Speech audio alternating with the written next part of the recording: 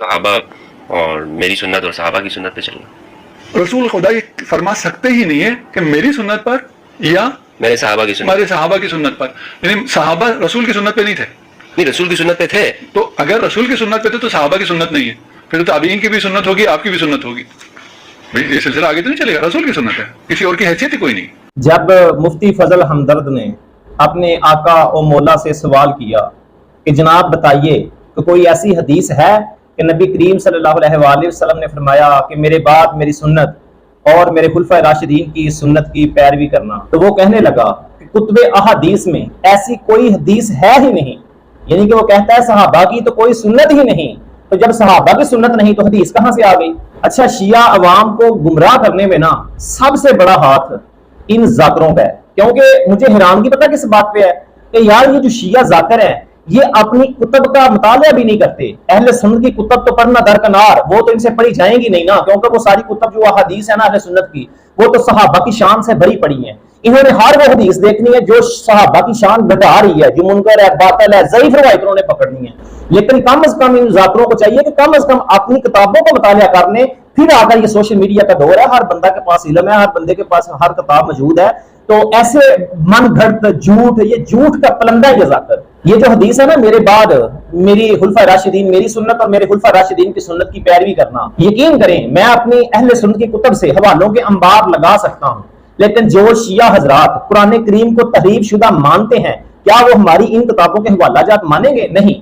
آج میں شیعہ کی 2 کتب سے حوالہ دوں گا جن میں یہ لکھا ہوا ہے رسول اللہ صلی اللہ علیہ وسلم نے فرمایا میرے بعد میری اور میرے خلفائے راشدین کی سنت کی پیروی کرنا. شیعہ کتاب کے حوالہ جات میں سکرین پر آپ کو دکھاؤں گا، پھر آپ شیعہ کتابوں کے یہ حوالے دیکھنا اور پھر ان کے علم کا معیار کا حساب لگانا کہ شیعہ کتب میں کچھ اور لکھا ہے اور یہ ذاکر کچھ اور بیان کرتے ہیں. چلیں جی دیکھتے ہیں، یہ سکرین پر سامنے چل رہی ہے شیعہ کتاب ارشاد القلوب بعدها اللہ خالق من یعشی منکم یری اختلافا کثیرا فعلیکم بما عرفتم من سنتی و سنت الخلفاء راشدین. یعنی کہ حضور صلی اللہ علیہ وآلہ وسلم نے فرمایا کہ آنے والے زمانے میں تمہارے اندر بہت سارے اختلافات دیکھ رہا ہوں، اور پھر رسول اللہ صلی اللہ علیہ وسلم نے فرمایا کہ جب اختلافات ہو جائیں تو تم پر لازم ہے تم میری اور میرے خلفائے راشدین کی سنت کو پکڑ لینا. یہ حوالہ آپ کے سامنے جو سکرین پہ چل رہا ہے یہ ہماری نہیں، یہ شیعہ کتاب ہے ارشاد القلوب.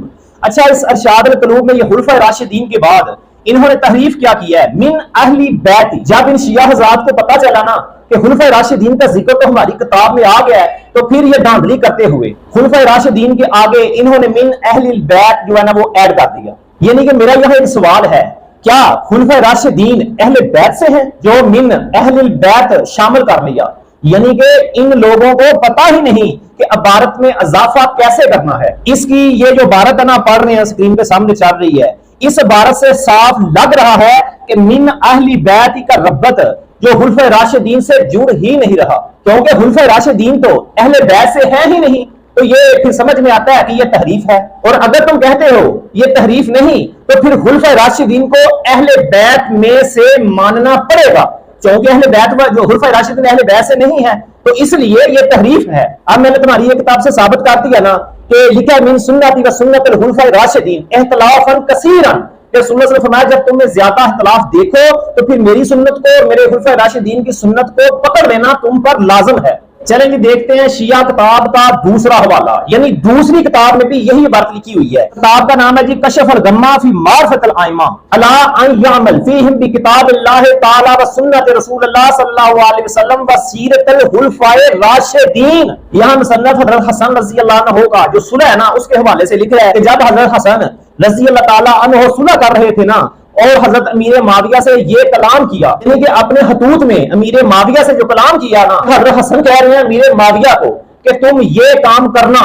ان کاموں میں سے ایک کام یہ ہے کہ تم میرے نانا کی سنت اور خلفائے راشدین کی سنت کی پیروی کرنا اور خلفائے راشدین کی اور میرے نانا جان کی سنت پر عمل کرنا.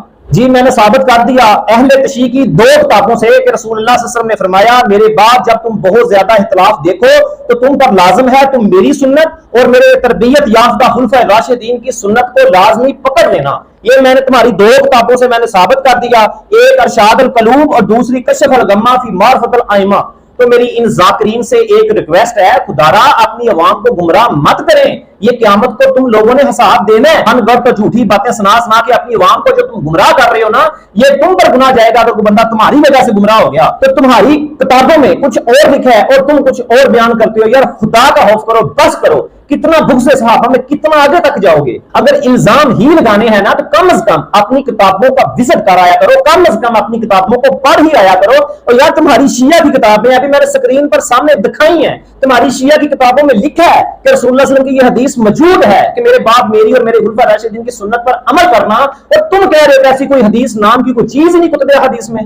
اس لیے میں شیعہ عوام اللہ سے التجا کرتا ہوں کہ خدا کے لیے یہ بغض کی چادر اتاریں، بغض کی عینت اتاریں۔ جو ذاکر بیان کر رہا ہے، بغض صحابہ بیان کر رہا ہے، اس سے کم از کم یہ تو یار پوچھ سکتے ہو نا، تم اتنا تو تم دلیل مانگ سکتے ہو کہ اے ذاکر تو جو بات بیان کر رہا ہے یہ کس کتاب میں لکھی ہے؟ کم از کم اہل تشیع کی کتاب میں لکھا ہونا تو ضروری ہے نا اس بات کا۔